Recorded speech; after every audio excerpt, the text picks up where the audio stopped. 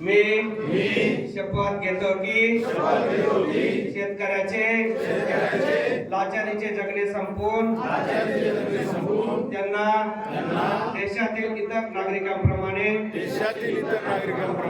सुखाने सन्मानाने जगता यावे याकरिता पाण्यापासून वंचित असणाऱ्या दुष्काळी गावांना हक्काचे पाणी मिळावे या एक कलमी कार्यक्रमासाठी संघटनेचा पाईक बनून मी सर्व शक्तीने प्रयत्न करेन।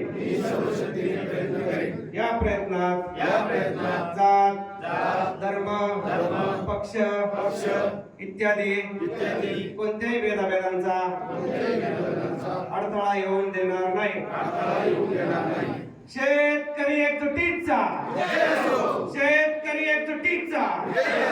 दुष्काळी गावांना पाणी